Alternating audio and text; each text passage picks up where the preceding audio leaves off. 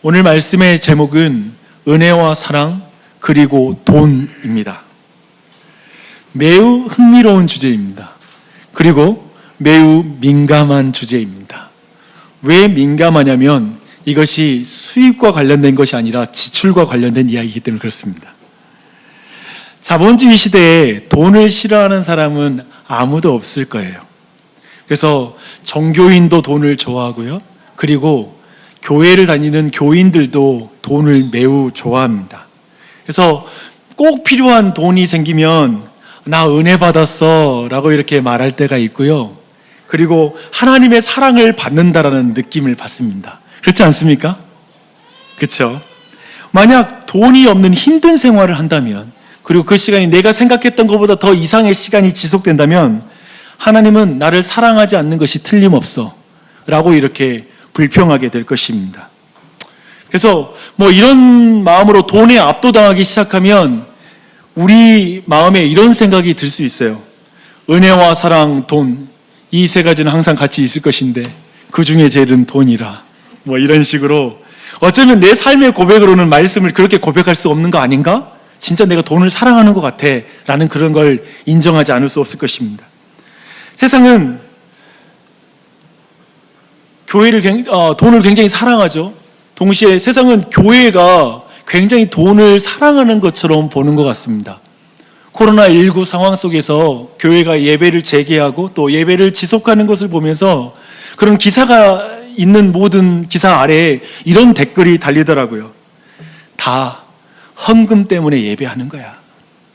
목사 밥줄 끊길까 봐 다른 사람 위험하든 위험하지 않든 상관없이 이렇게 자기 마음대로 하는 거야. 이렇게 말하는 것 같습니다. 이런 댓글을 보면 굉장히 마음이 안타깝습니다. 인간의 모든 행동을 경제활동으로 이해하는 세상의 그 세계관에 따라서 그들이 이렇게 말한다는 것 생각하면서 애써 이해해 보려고 합니다. 그런데요, 교회 안에 있는 사람들도 그렇게 생각하는 사람은 없을까요? 그래, 맞아. 교회가 돈을 진짜 사랑하는 것 같아. 맞아. 목사가 돈 진짜 좋아하는 것 같아. 라고 생각하는 사람, 이 말에 조금의 동의를 할 수 있는 그런 사람들이 교회 안에도 있을 것입니다. 아마도 그런 분들 대부분은 아마도 잘못된 헌금 실천을 경험해서 깊은 상처를 경험하는 사람들, 그런 사람들은 아마도 여기에 대한 이 헌금의 주제에 대해서 매우 민감하고 또한 때로는 반감을 갖게 되는 것 같습니다. 그래서 오늘 말씀 제목 자체가 몇몇 분들에게는 트라우마를 자극하는, 예전에 어떤 나쁜 기억을 떠올리게 만드는 그런 제목일지 모릅니다. 은혜와 사랑 그리고 돈. 이 돈만 빠지고 은혜와 사랑만 있으면 좋겠는데 이걸 연결시킨 게 여러 가지로 아마도 이렇게 들리는 분이 계실 수 있어요. 하나님의 은혜에 대한 감사를 돈으로 증명하십시오. 하나님을 사랑한다면 헌금으로 증명하십시오. 어쩌면 이런 어떤 설교가 갑자기 생각날 수 있을 것입니다.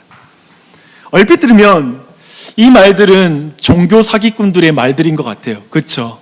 종교심을 자극해서 어떤 물질을 거둬들이는 그런 사기꾼처럼 보일 수 있는 사기꾼들의 말처럼 들릴 수 있습니다. 그래서 우리는 종교적이며 매우 거룩해 보이는 하나님의 은혜와 사랑, 그것과 세속적으로 보이는 돈을 떼어서 생각하고 싶습니다. 이 둘이 연결하면 안 돼! 라고 이렇게 생각하는 것이죠. 그런데 그것을 성경이 반대하고 있습니다. 성경은 이 둘이 연결될 수 있다라고 말하고 있습니다. 요한일서 3장 18절 보니까요, 사도 요한은 사랑과 돈을 이렇게 연결시키고 있습니다. 누가 이 세상의 재물을 가지고, 돈을 가지고 형제의 궁핍함을 보고도 도와줄 마음을 닫으면 하나님의 사랑이 어찌 그 사람 속에 거하겠느냐. 자녀들아, 우리가 말과 혀로만 사랑하지 말고 행함과 진실함으로 하자라고 말합니다. 분명히 사랑과 돈을 연결시켜서 말하고 있습니다. 중요한 건 지금 그 맥락이죠. 궁핍한 자를 보고도 라고 말하고 있죠. 누구 어떤 한 사람의 어떤 호주머니를 채우려고 라는 말은 아니죠. 궁핍한 자를 돕기 위해서 말입니다. 이 말에 아마도 교회 밖 사람과 교회 안 사람, 이렇게 사람과 돈이 연결된다, 이 말씀을 비추어서 볼 때에도 아마도 이 말에 동의하지 않을 사람이 교회 안팎에 없을 것 같아요. 다 이제는 이 둘이 연결된다는 것은 분명히 인정하게 될 것입니다. 그렇다면 우리 모두는 여기서 한 가지를 분명하게 정리할 수가 있습니다. 우리는 헌금의 잘못된 실천을 경계하는 것이지, 헌금의 바른 실천을 우리는 배워야 한다는 것입니다. 그리고 그걸 실천해야 된다는 것입니다. 이걸 배울 수가 있죠. 근데 이 돈, 헌금의 주제는 여전히 이와 관련된 주제는 목사로서 설교하는 게 너무나 민감하고 어렵습니다. 오해를 살 수 있기 때문에 그렇습니다. 그런데요, 사도 바울이 지금 고린도후서 8장과 9장, 지금 전체 말씀 보면 고린도후서에서 굉장히 많은 분량을 이 돈, 연보에 대해서 지금 다루고 있습니다. 굉장히 많은 분량을 다루고 있는 것입니다. 그런데 고린도 전서에서 사실 사도 바울이 한번 이 동일한 건으로, 예루살렘 교회를 구제하는 건으로 한번 이렇게 헌금에 대해서, 연보에 대해서 요청했던 일이 있었습니다. 근데 그 고린도 전서를 보내고 나서 고린도 교회 안에 오늘 말씀 20절을 좀 기초로 보면 이런 오해가 있었던 것으로 보입니다. 사도 바울은 왜 계속해서 연보를 요청해? 꿍꿍이 속이 있는 거 아니야? 그 돈의 일부를 유용하려고 하는 거 아니야? 이런 오해를 받았습니다. 그렇다면 저 같으면 그래요. 첫 번째 편지를 보냈을 때 사람들이 그런 오해를 하면 저 같으면 이제 헌금에 대한 이야기를 안 할 것 같아요. 아니면 이 연보에 대한 어떤 주제를 굉장히 축소시켜서 전하는 것 쪽으로 갈 텐데 1장보다 더 많은 분량을 고린도 후서에서 다루고 있어요. 좀 더 자세하게 말하고 있습니다. 우리 시대에도 사실은 헌금 실천에 대해서 굉장히 팽배합니다. 그 반감이 팽배해요. 아시잖아요, 그렇죠? 특별히 굉장히 젊은 회중이 있는 우리 교회에 있어서는 저로는 항상 그 의식이 있었습니다. 굉장히 이 주제는 민감하고 많은 사람이 상처를 가진 주제이다라는 그런 생각을 했습니다. 그래서 이 주제를 정말 더 안 다루게 되었습니다. 지난 6년 넘고 이제 7년 차가 되고 있는데요.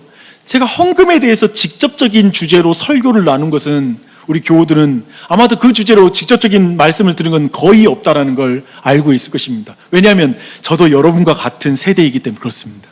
어떤 잘못된 헌금 실천에 대한 두려움, 그것이 교인들에게 반감을 주고 그리고 교회로 하여금 어떤 분란이 있지 않을까라는 두려움은 항상 목회자에게도 있습니다. 그렇기 때문에 오늘 우리 모두가 사도 바울의 안내를 따라서 성령님의 도우심을 의지할 때만 오늘 말씀은 우리 안에 오해 없이 바르게 이해될 수 있을 것 같아요. 그래서 이제 한번 사도 바울은 어떻게 이 문제를 접근하는지 한번 살펴봤으면 좋겠습니다. 사도 바울은 이 주제를 다루면서 마게도냐 교회를 예로 들어서 고린도 교회에게 소개하고 있습니다. 1절 말씀 우리 함께 읽어볼게요. 시작. 형제들아, 하나님께서 마게도냐 교회들에게 주신 은혜를 우리가 너희에게 알리노니. 사도 바울은 재물, 곧 돈으로 궁핍한 예루살렘 교회의 형제들을 섬기는 것을 하나님께서 마게도냐 교회에게 주신 은혜라고 표현하고 있습니다. 연보를 은혜라고 말해요. 재물로 성도 섬기는 일을 은혜라고, 하나님이 주신 은혜라고 말하고 있습니다. 좀 다르죠, 그렇죠? 마게도냐 교회들이 궁핍한 형제를 풍성하게 하는 것을 하나님은 은혜라고 말합니다. 여러분, 우리가 하나님께 은혜 받았다고 말할 때는 뭐죠? 내 마음이 가라고 가난해졌을 때 하나님이 나를 풍성하게 해주실 때 은혜 받았다고 말해요. 그처럼 다른 가난하고 궁핍한 자를 우리가 채울 때, 그래서 풍성하게 하는 걸 은혜라고 말하는 것입니다. 그렇죠? 그 개념을 보시면 돼요. 이 말은 마게도냐 교회가 가난한 그들을 풍성하게 하신 하나님의 은혜를 이미 먼저 받았다라는 걸 의미하기도 합니다. 받은 자가 주잖아요. 하나님의 은혜를 풍성하게 받은 거예요. 그걸 전하는 것입니다. 그런데 사도 바울은 마게도냐 교회에게 주신 은혜를 고린도 교회에게 알리고 싶어요. 막 소개하고 싶어 합니다. 그래서 정말 그 간절한 마음이 이제 2절과 4절에 표현되는데요. 사도 바울이 1절과 3절이죠. 사도 바울이 내가 알리고 싶다, 내가 증언하노니, 이렇게 계속해서 그 표현을 계속 하고 있습니다. 도대체 왜 사도 바울이 이렇게 마게도냐 교회를 고린도 교회에게 자랑하고 싶어 할까요? 사실 사도 바울은 로마서 15장 26절 보면요, 로마 교회에게도 이 동일한 건으로 마게도냐 교회를 그때도 자랑합니다. 그러니까 사도 바울의 중심에 자랑하고 싶은 교회가 있는 거예요. 여러분, 굉장히 이게 중요해요. 많은 교회가 있어요. 그런데 하나님께는 자랑하고 싶어하는 교회가 있어요. 많은 교우들이 있어요. 신자가 있어요. 근데요, 하나님께서는 이 사람을 예로 들어서 자랑하고 싶어하는 그런 신자와 가정이 있는 줄 믿습니다. 저는 여러분에게 그런 하나님께서 소개하고 싶고 자랑하고 싶고 증언하고 싶어하는 가정이 되는 은혜, 그런 교회가 되는 은혜가 우리 모두에게 넘치기를 바랍니다. 그런데 이렇게 마게도냐를 가지고 와서 이렇게 소개하는 게 혹시 경쟁심과 시기심을 자극하기 위한 것 아닐까? 뭐 이런 생각 안 드세요? 저는 딱 보니까 그래요. 예를 들면, 여러분 이거 아세요? 저기 빛가람동 어디 교회가 이번에 정말 모두가 힘을 합쳐서 그렇게 헌금을 해가지고 놀라운 일을 했답니다. 이런 말 들으면 여러분 마음에 딱 어떤 생각 들겠어요?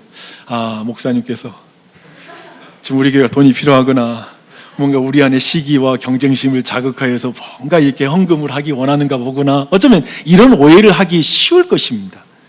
그래서 오늘 말씀은 조금 더 자세히 봐야 돼요. 자세히 보면 하나님께서 마게도냐의 교회들을 자랑했다가 아니라, 그 주신 은혜를 교회들을 자랑하는 게 아니라 하나님께서 마게도냐 교회들에게 주신 하나님의 은혜를 자랑하는 거예요.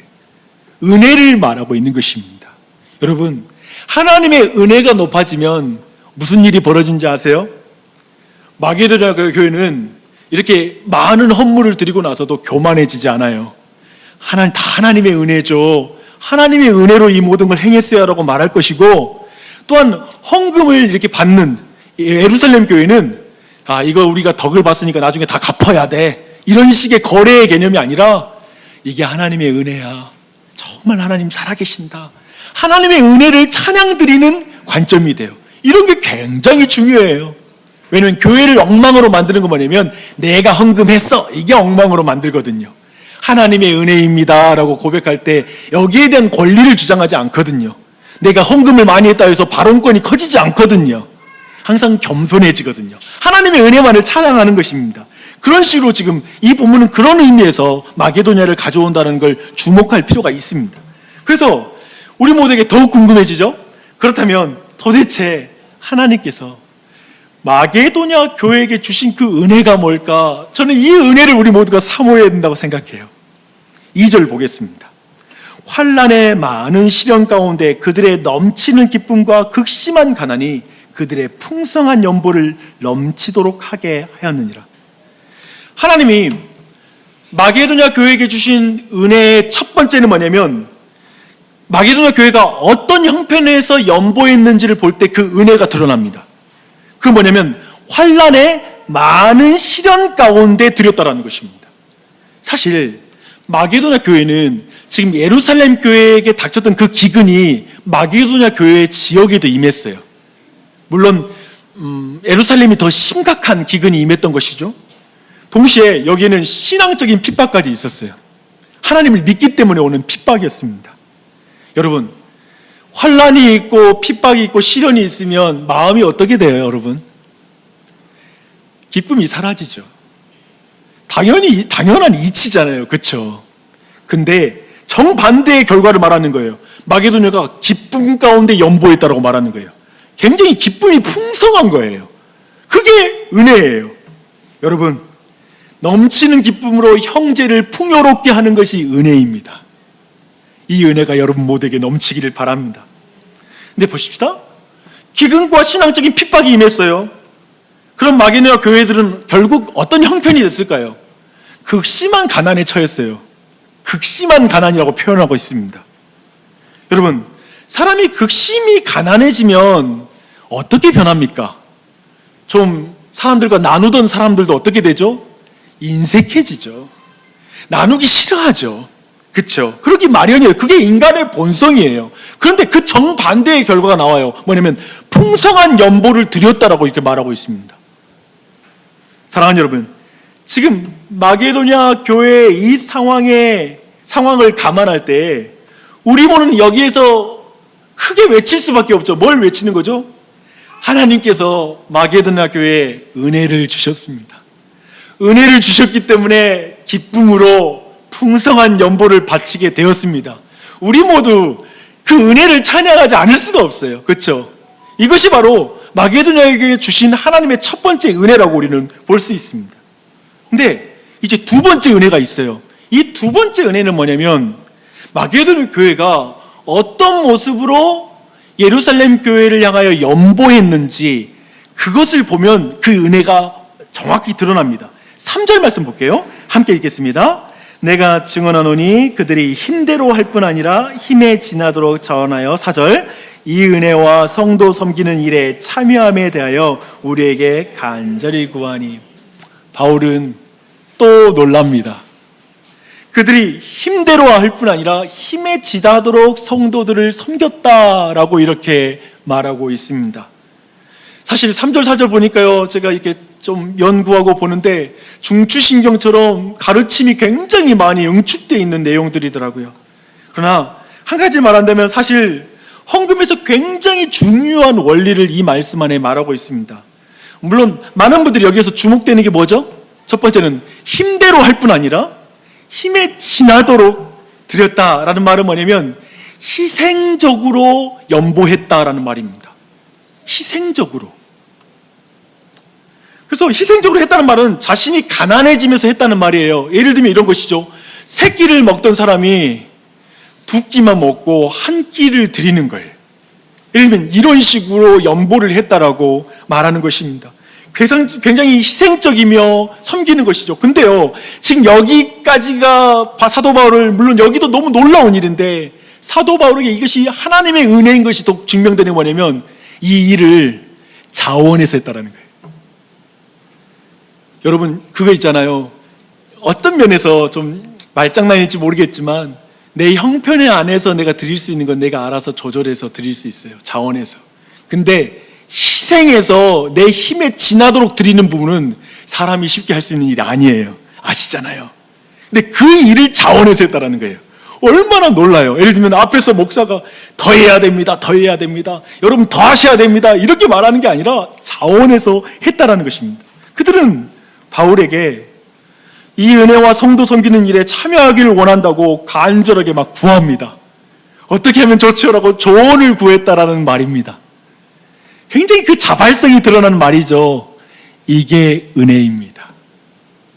이게 하나님께서 주신 은혜예요. 아니면 이거 못해요. 이 안에 내가 넉넉해진 다음에 구제할 수 있다라는 그런 생각이 끼어들 여지가 없습니다.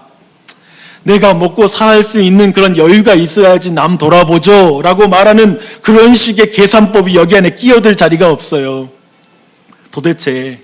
솔직히 인간은 얼마나 먹어야 배부를까요? 도대체 인간은 언제 넉넉하다고 자신의 삶을 말할 수 있을까요? 여러분, 제 질문에 여러분 아시잖아요. 답하잖아요. 여러분, 우리 인간은 평생이 돼도 자신이 넉넉하다고 느끼지 못할 거고, 우리 스스로 평생이 가도 어떤 걸 소유해도 인간은 만족할 수 있는 존재가 아니라는 거 다 아시잖아요. 이런 인간의 본성을 생각할 때 우리는 마게도냐 교회가 어떤 모습으로 섬겼는지 그 모습을 보면 다시 한번 우리는 크게 외칠 수밖에 없어요. 하나님께서 마게도냐 교회에 은혜를 주셨습니다. 하나님께서 마게도냐 교회에 은혜를 주셨습니다. 그래서 저는 여러분이 이 고백 드렸으면 좋겠어요. 하나님, 마게도냐 교회에게 주신 그 은혜를 제게도 주세요. 야, 얼마나 놀라운 기도예요. 내 한 번뿐인 인생 이런 기도 드리며 하나님을 섬긴다라는 게 얼마나 큰 은혜예요. 이런 기도 드렸으면 좋겠어요. 이 내용 다시 한번 정리해 볼까요? 마게도냐 교회가 선천적으로 착하고 연민이 많아서 풍성한 연보를 행한 것입니까? 착해서? 아니죠. 하나님께서 주신 은혜가 풍성했기 때문에 그렇습니다. 사도 바울이 볼 때 여기서 말하는 풍성한 연보는 저는 단순히 액수가 아니라고 믿습니다. 그럴 형편이 아닌데, 그럴 상황이 아닌데 더 힘든 사람 걱정하는 거예요. 자기도 가난한데 더 가난한 사람 걱정하고 있어. 그 상황인 것이죠. 그것에 큰 감동을 받는 거예요. 그때 돈 많은 사람이 1,000억 가진 사람이 900억 내놓을 때 감동 있죠. 근데 100만 원 있는데 정말 그 가운데 50만 원 내놓은 사람 보면 우리로 하여금 정말 놀라게 만들죠. 작은데 가난한데 더 가난한 사람을 돌보는 거예요. 힘대로 할 뿐 아니라 희생적으로 돕지 못해서 분명히 힘대로 했는데 더 못해서 미안하다는 말을 하는 거예요. 제가 경건한 신자들에게, 감동받는 신자들에게 경험한 건 그거예요. 그런 믿음의 어른들에게 본 건 분명히 힘껏 했는데 내가 더 할 수 있는데 못했어요. 아이고, 나도 이기적이라서 더 해야 되는데, 그런 말을 들으면 우리가 감동하게 되는 것입니다. 도전을 받아요. 사도 바울은 마게도냐 교회들의 성도 섬기는 것을 보며 정말 하나님이 주신 그 은혜를 그래서 안달나게 소개하고 싶은 거예요. 지금 고린도 교회. 그리고 자기가 증인이라고 증언해주고 싶은 마음이 있는 것입니다. 여러분, 근데 이런 사도 바울을 경악하게 하는 것이 또 있어요. 마게도냐 교회에는 정말 많죠. 그 사실인데 그게 5절에 나옵니다. 5절에 사도 바울을 경악하게 하는 내용, 다 함께 읽겠습니다. 시작. 우리가 바라던 것뿐 아니라 그들이 먼저 자신을 주께 드리고 하나님의 뜻을 따라 우리에게 주었도다. 마게도냐 교회들은 사도 바울의 기대를 뛰어넘어 버렸습니다. 그들이 예루살렘 교회를 섬기는 일에 분명히 얼마나 넉넉합니까? 얼마나 순수하고 얼마나 간절하고 얼마나 놀라운 자세를 가졌는지 우리는 앞절에서 살펴봤죠. 그렇죠? 그것도 놀라워요. 하지만 사실 그것은 사도 바울이 가장 놀라는 하나님의 은혜는 마게도냐 교회가 먼저 자신의 온 삶을 주께 헌신했다는 것입니다. 주님께 드렸다는 거예요. 여러분, 주님께 헌신하고 주님께 드리는 게 가장 근원적이며 가장 위대한 하나님의 은혜입니다. 이걸 믿으십시오. 저는 여러분이 이 은혜를 경험하길 바라요. 마게도냐 교회가 어떻게 그렇게 행할 수 있어요? 왜냐하면 그들은 그 자신을 주께 드렸어요. 주님이 주인입니다. 주님이 왕입니다. 나의 모든 건 주님의 것입니다. 라는 그 고백이 있었어요. 그러니 그 뒤에 따라오는 것이죠. 이렇게 성도 사랑에 진지하게 그렇게 실천할 수 있었다는 것은 무엇이냐면 자신을 주님께 드렸기 때문입니다. 그리고 나오는 게 또 내용이 뭐냐면 사도들이 하나님의 뜻을 따라서 이 요청을 한다라고 사람을 통해서 그 요청이 이루어지잖아요. 오늘날에도 동일하게. 그때 이거 하나님 뜻이야 라고 믿고 거기에 참여한 것입니다. 그것을 함께 말해주고 있죠. 여러분, 여러분이 한번 고린도 교회라고 한번 생각해 보십시오. 고린도 교회라면 이 마게도냐 교회를 이야기를 들었을 때 어땠을 것 같아요?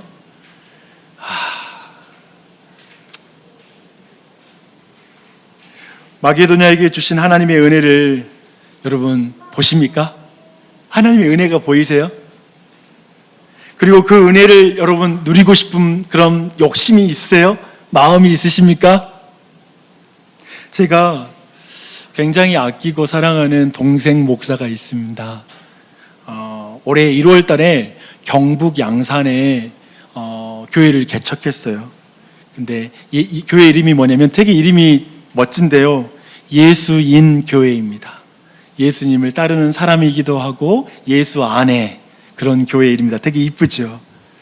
네, 그 교회를 개척하고 사역하고 있는데 최근에 페북에 이런 글이 오른 거예요. 그래서 제가 깜짝 놀랐어요. 무슨 일인가 싶어서. 이런 내용입니다. 설교자의 책임은 어디까지일까? 한 사람의 마음도 영혼도 하나님께로 인도 못하는 목사가 감당해야 할 자리는 어디까지일까? 영혼의 울부짖음도 못 듣고 못 보면서 다음 주일에 만나요 인사가 마지막이 될 줄이야. 그저 눈물만 난다. 혼자 살아가야 할 19살짜리 아들 앞에서 아무런 말도 못하는 내 자신이 너무 무기력하고 비참하다. 무슨 일인가 싶어서 급하게 전화를 걸었습니다. 사정인즉 최근에 이전 교회 부교육자로 사역했던 그 교회에서 한 성도님이 양산의 지역에 있는 그 홀 어머니와 아들을 소개해 주었다라는 거예요. 그래서 그분이 교회에 정착할 수 있도록 도와달라고 이렇게 부탁을 해서 이제 그분이 그 교회를 몇 주 동안 출석했던 거예요. 그리고 한 주는 다음 주에 봐요 하고 인사를 하고 헤어졌는데 그 주에 그 여성분이 자살을 한 거예요. 아직 믿음이 없으셨던 것 같아요. 개척교회 목사가 그것 때문에 얼마나 충격을 받고 얼마나 속상했겠습니까? 얼마나 마음 아팠겠어요. 전화를 하는데 제가 무슨 짧은 말로 어떻게 위로가 되겠어요. 그냥 그 말 들어주고 마음 좀 다독여주고 이런 시간을 가졌습니다. 그런데 최근에 이런 문자를 받았어요. 우리 교회가 아들을 입양할 것 같아. 이게 무슨 말이야? 그러니까 지금 자기가 얘가 둘인데 셋째를 입양한단 말인가? 그래서 궁금해서 또 전화를 걸었습니다. 이제 혼자 남겨진 19살짜리 아들을 교회가 입양하기로 했다는 거예요. 그래서 정서적으로, 영적으로, 경제적으로 정말 이 아이를 돌보기로 교회가 결정했다라는 소식이었습니다. 그냥 생각이 드는 게 이제 개척한 교회가 무슨 재정이 많아서 그 일을 감당할 수 있단 말이냐, 이런 생각부터 먼저 들더라고요. 그 돈이면 사실 지금 교회가 성장하고 있거든요. 사역자 한 명 더 세우면 교회가 더 빨리 성장할 수 있다라는 계산, 인간적인 계산이 들 것이고 현실적인 그런 계산이 충분히 나올 수 있을 거예요. 뭐 성장하는 교회는 돈이 남아 돌까요? 우리가 그랬던가요? 아니요. 그때 되면 또 돈이 필요하잖아요. 결코 그렇지 않아요. 근데 그 말을 듣는데 제가 울컥하는 거예요. 그래서 내 마음에서 무슨 생각이 드냐면, 그래, 이것이 교회지. 그래, 이게 교회지. 몇 번 출석하지 않았지만 이렇게 한 교우의 고난을 끝까지 책임지고 보호하는 게 교회지. 이런 교회 다니는 교인들은 얼마나 행복할까? 그 마음이 드는 거예요. 그렇겠죠. 혹 내게 문제가 생겨도 내 가족들 교회가 돌본다, 이런 마음을 갖는다면 얼마나 안정감과 그 공동체가 강하게 느껴지겠습니까? 주 안에 사랑하는 교우님들, 예수인 교회 정말 아름다운 교회 아닙니까? 이름다운 교회죠, 그렇죠? 그런데 이게 다예요? 그 교회 참 대단하다, 개척교회인데 힘든데 어떻게 하네? 그게 아니라 예수님 교회에 하나님이 부어주신 은혜가 보이십니까? 그렇죠? 하나님께서 그 교회에 보여주신 은혜이죠. 하나님이 은혜를 주니까 개척교회가 저런 일을 감당할 수 있구나 라는 걸 우리는 보는 것이죠. 사도 바울은 지금 이런 마음으로 마게도냐 교회를 소개하는 거예요. 그리고 고린도 교회는 어쩌면 예수님 교회를 듣는, 어쩌면 우리 교회, 지금의 우리의 마음처럼 어쩌면 이런 마음으로 그 말씀을 들었을 것입니다. 그리고 나서 이 모든 말을 말하고 나서 사도 바울이 이렇게 말합니다. 그러므로 고린도 교회를 섬기는 디도의 지도를 따라 이 은혜를 그대로 성취하십시오. 여러분 따라하겠습니다. 은혜를 성취하라. 굉장히 독특한 표현이에요. 그렇죠? 우리는 은혜를 받는 거잖아요. 은혜를 성취한다는 개념이 없잖아요. 근데 이게 있어요. 여러분 꼭 기억하십시오. 은혜 받는 것과 은혜를 성취하는 개념이 있어요. 하나님이 주신 은혜가 우리의 순종을 통해, 우리의 재물을 통해 궁핍한 자에게 흘러갈 때 내가 받은 하나님의 은혜가 종착지에 도달하는 거예요. 하나님의 은혜가 성취되는 거예요. 하나님의 은혜가 완성되는 거예요. 은혜 받는 것만 사모하는 게 아니라 은혜를 성취하는 것이 그리스도인이 사모해야 될 은혜인 줄 믿습니다. 이걸 말하는 것이죠. 사람들은 5,000명분의 재산과 500명이 살 수 있는 집을 내가 가지고 있을 때 복 받았다고 말해요. 나 복 많이 받았어. 하나님이 나에게 복 주셨어. 그렇지만 성경은 5,000명을 먹이고 500명에게 살 수 있고 안식할 수 있는 공간을 제공하는 것을 복을 성취한 자라고 말합니다. 그렇죠? 그렇죠? 복을 받은 사람은 복을 성취해야 됩니다. 여러분 복 받으셨습니까? 아멘. 복 받으셨어요. 복을 성취하십시오. 그치요? 은혜를 받은 사람은 은혜를 성취해야 돼요. 7절을 보십시오. 한번 여러분 꼭 7절을 눈으로 보십시오. 사실 고린도 교회가 굉장히 부유한 교회였습니다. 경제적으로 부유했을 뿐만 아니라 영적으로도 부유했어요. 그래가지고 하나님에 대한 신뢰, 전도도 활발하고 지적인 욕심이 많아가지고요, 막 성경 공부, 성경에 대한 지식도 굉장히 열심히 배웠어요. 특히 은사를 굉장히 사모해가지고 교회에 은사자가 굉장히 많았어요. 그리고 가르치는 선생인 곧 목회자를 굉장히 사랑하는 것에도 풍성했다고 말합니다. 이 모든 일에 풍성했어요. 그런데 한 가지가 부족했어요. 한 가지가 결여됐어요. 다른 성도를 섬기는 데에는 부족한 교회였어요. 이게 아주 마음 아픈 일이죠. 그렇죠? 주 안에 사랑하는 교회 여러분, 다른 교회 말할 것 없이 우리 교회를 생각해 보십시다. 우리 교회는 하나님 믿는 일에 큰 믿음을 가졌으면 좋겠어요. 그리고 전도도 활발하게 했으면 좋겠어요. 그리고 성경 공부, 통독 이런 일에 열심을 냈으면 좋겠고요. 좀 우리 교회 많은 은사들이 교회 안에 봉사로 왕성하게 드러남으로 교회를 세우는 그 일들도 일어났으면 좋겠어요. 목회자로서 여러분의 나에게 사랑해 주는 것, 그것이 풍성하게 내 안에도 경험되었으면 좋겠어요. 그런 거 너무나 감사해요. 근데 이런 것이 사실 다 내 교회와 관련된 거예요. 내 교회, 우리 안에서. 우리는 우리의 재정이 도시에 흘러가고, 우리의 재정이 선교지로 흘러가는 것, 우리의 재정이 좀 더 작고 힘든 교회로 흘러가는 것, 여기에 대해서는 인색할 수가 있어요. 이상하죠? 앞에 것에는 내 교회와 관련된 건 풍성한데 밖으로 흘러가는 건 인색한 교회가 있단 말입니다. 사랑하는 여러분, 저는 우리 교회가 밖으로 흘러가는 일에 풍성했으면 좋겠어요. 정말 이 우리 마게도냐 교회에게 임한 이 은혜가 우리 모두에게 넘치기를 바랍니다. 꼭 기억하십시오.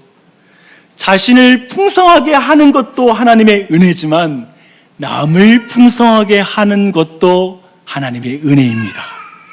이 은혜를 다 받아야 돼요. 그렇죠? 이 은혜에도 풍성하시기를 축원합니다. 그런데요, 여기까지 이야기 쭉 듣고 나니까 이런 질문이 들지 않으세요? 남을 풍성하게 하는 것도 좋지만 도대체 얼마나 드려야 합니까? 내 가족 보살피지 못할 정도로까지 그렇게 내줘야 되는 겁니까? 뭡니까? 라는 이런 질문이 우리 안에 들 수 있습니다. 설명은 이제 되었고, 목사님 좀 단순하게 한번 그 액수만 말해 주시죠. 어느 정도 수준인지 수치적으로 말씀해 주세요. 이렇게 약간 행동주의자들은 이렇게 말할지 모르겠어요. 근데 항상 박영준 목사 설교에서는 그렇게 구체적인 내용 듣지 못할 것이기 때문에. 근데 오늘 사실은 성경에서는 사도 바울은 한 예로 들어갑니다. 마게도냐에 대한 예를 들고 나서 두 번째 예예요. 그 예는 뭐냐면 예수 그리스도를 예로 듭니다.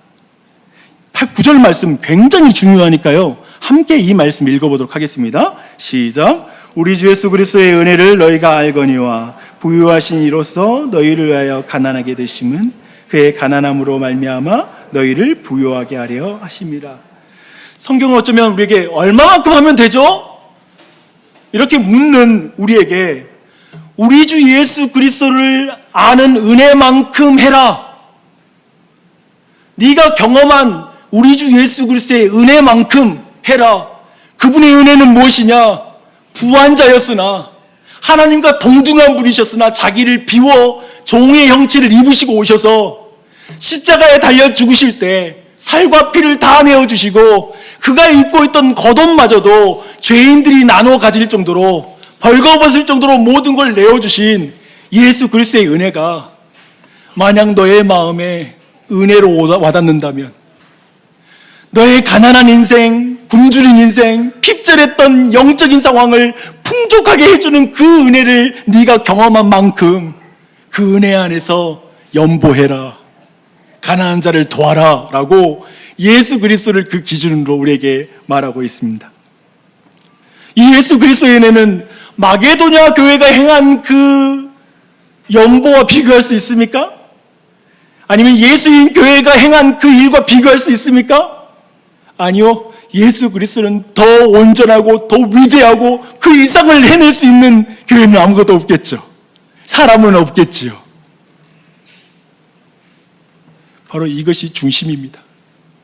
예수 그리스도의 이 은혜가 모든 연보의 근원입니다. 저는 이 은혜 없이 여러분이 종교적으로 헌금 생활하는 것이 큰 의미가 없다라고 저는 생각합니다. 도리어 더 잡아주고 싶어요. 헌금을 약화시키고 싶은 게 아니라 예수 그리스도의 은혜 안에서 그 일을 행함으로 여러분에게 큰 은혜가 넘치길 바라요. 이런 대원칙을 하고 나서 사도 바울이 이제 이어져서 약간 구체적인 지침을 말해요. 12절이에요. 할 마음만 있으면 있는 대로 받으실 터이요 없는 것은 받지 아니하시리라. 할 마음이 없는 것이 문제지 액수가 문제는 아니다 라는 말씀입니다. 또한 없는 것을 빚져가면서 그렇게 할 일은 아니다 라고 말하고 있습니다. 주 안에 사랑하는 여러분, 많은 사람들이 이런 말 하더라고요. 나 드릴 것이 없어서 너무 마음이 아파요. 아니요, 하나도 아파하지 마세요. 나주신 장로교회에서 여러분의 헌금의 액수 가지고 여러분 어떠한 죄책감과 미안함을 갖지 마세요. 근데 여러분이 진짜 아파하고 힘들어할 건 내 안에 성도 섬기는 마음이 없는 걸 아파하십시오. 내 안에 예수 그리스도가 자신을 비워 종되셨던, 예수 그리스도가 가난케 됨으로 남을 불욕해 했던 그것이 내 안에 사모가 되지 않는 것을 아파하십시오. 또 성도 섬길 때 나 복 받으려고 또 내고 그러지 마시고요. 성도 섬길 때 그저 사랑으로 형편대로 드리십시오. 지난주에 우리는 투병 중이셨던 백영대 교우님과 효천 한특교회 송나영 사모님을 위해서 헌금했어요. 그건 단순한 돈이 아니라고 저는 생각해요. 나중에 되받는 부조도 아니에요. 그렇죠? 하나님의 은혜를 드러내고 높이는 헌금, 그것인 줄 믿습니다. 그렇게 형제를 사랑하는 마음으로 함께한 것인 줄 믿습니다. 하나님이 나는 이걸 기억할 거라고 믿어요. 그러한 삶을 살아갔으면 좋겠습니다. 사도 바울은 마지막으로 좀 솔직한 우리의 질문을 하나 더 다루고 있어요. 13절을 한번 눈으로 보십시오.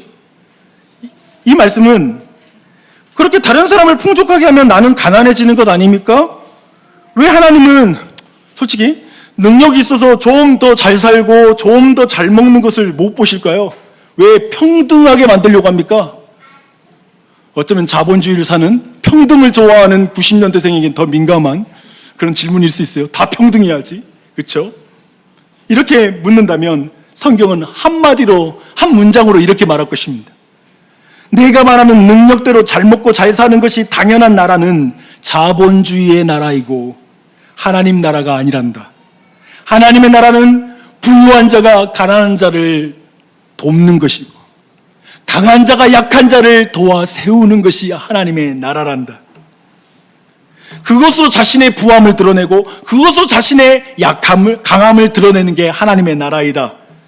능력대로가 아니라 희생과 섬김이 있는 곳이 하나님의 나라이다. 이렇게 하나님은 말씀하십니다. 주 안에 사랑하는 교우님들, 그런 천국 백성, 우리가 그런 백성 아닙니까? 이 땅에서 그것 살아나는 일에 몸부림치며 성령님께 도움을 구하며 우리가 그걸 살아내는 그런 신자 아니겠습니까? 그 은혜가 넘치길 바라요. 하나님의 은혜에 대한 감사를 돈으로 증명하십시오. 하나님을 사랑한다면 헌금으로 증명하십시오. 우리는 이 말씀을 시작할 때 이런 말씀에 대한 우리의 상처에 대해서 말했습니다. 이런 말에 하나님의 은혜와 사랑을 꼭 돈으로만 증명해야 되나? 다른 것도 많은데? 저는 이런 반문에 100% 동의합니다. 저도 똑같이 그 반문을 합니다. 그런데 오늘 말씀을 다 들은 여러분에게 제가 좀 질문을 바꿔서 해보고 싶습니다. 돈만 빼고 하나님의 은혜와 사랑이 내게 가장 중요하고 위대하다고 증명할 수 있습니까? 돈은 안 해요. 돈은 빼고 항상 사랑을 실천해요. 돈은 빼고 뭔가를 행해요. 예를 들어 예수인 교회가 19살 아들을 입양하면서 야, 우리는 너 경제적인 것은 빼고 내가 영적으로 정서적으로 너를 돌보줄게. 그런 영적인 부모가 될게. 이 말이 가능한가요? 아니죠. 여기 이 자리에 누구도 이 말에 동의하지 않을 것입니다. 본문 8절은 말하고 있어요. 내가 명령으로 하는 말이 아니요 오직 다른 이들의 간절함을 가지고 너희의 사랑의 진실함을 증명하고자 함이라. 궁핍한 형제에게 우리의 물질로서 그들을 사랑하는 것은 바로 그들의 사랑의 진실함을 증명하는 것이다라고 말하고 있습니다. 그런 의미에서 사랑의 진실함은 특별히 궁핍한 자를 향한 그 헌물에는 그에 대한 진실한 사랑의 증명은 물질을 흘리는 것입니다. 많던 적던. 그리고 고린도전서 16장 3절은 또 이번에는 은혜와 연결시켜요. 내가 이럴 때 너희가 인정한 사람에게 편지를 주어 너희의 은혜를 예루살렘으로 가지고 가게 하라. 여기서도 이것도 지금 예루살렘에는 연보거든요. 근데 연보를 뭐라고 하냐면 은혜를 가지고 가게 하라. 은혜를 가지고 가게 하라. 이렇게 보면 은혜와 사랑은 돈과 연결이 되죠. 은혜와 사랑은 돈으로 표현됩니다. 사랑하는 여러분, 돈이 우상이 되면 은혜와 사랑은 파괴됩니다. 하지만 돈이 은혜와 사랑의 수종을 둔다면 그 돈은 하나님께 아름다운 예물이 됩니다. 이게 성경이 말하는 헌물입니다. 이렇게 은혜와 사랑 그리고 돈이 아름답게 연결됩니다. 주안에 사랑하는 교우님들, 돈 좋죠? 저도 좋습니다. 여러분이 한 달 소득을 나와 가족을 위해서만 쓰고 싶으시죠? 저도 나와 가족을 위해서만 쓰고 싶습니다. 세상은 가진 돈으로 자신을 높이고 자신의 실력을 증명하는 세상입니다. 그런데 하나님의 나라는 그렇지 않습니다. 돈이 우상이 될 때 은혜와 사랑이 파괴됨을 기억하십시오. 돈이 우상이 된 목사를 생각해 보십시오. 그는 헌금을 강요할 것입니다. 헌금을 강요하는 목사를 만나면 여러분들은 참 싫다, 참 추하다라는 생각을 하게 될 것입니다. 그처럼 돈이 우상이 된 신자는 나눌 줄 모르고 인색합니다. 그 사람 또한 세상 사람들이 볼 때 싫다 그리고 추하다라고 말하지 않겠습니까? 주 안에 사랑하는 여러분, 사도 바울에게 마게도냐 교회가 자랑하고 싶고 알려주고 싶어하는 교회인 것처럼 저는 여러분 각자와 여러분의 가정을 하나님이 알려주고 싶어하고 증명하고 싶어하는 그런 교회가 가정이 됐으면 좋겠어요. 그리고 나주신 장로교회가 바로 그러한 교회가 됐으면 좋겠습니다. 모든 것에 풍성한 교회, 돈은 없어도 은혜가 풍성한 교회, 그래서 풍성한 연보를 드리는 그런 교회. 여기서 풍성한 의미가 뭐였죠? X? 그게 아니라는 거였죠? 그게 아니라 내가 힘들지만 더 힘든 사람을 생각하는 거. 그렇죠? 내가 힘껏 했지만 더 못해서 미안한 마음을 갖는 그러한 은혜, 그게 풍성한 교회, 그런 교회가 되는 은혜가 있기를 바랍니다. 근본적으로 우리 자신을 드리는 그러한 헌신의 은혜가 우리 모두에게 넘치기를 축원합니다.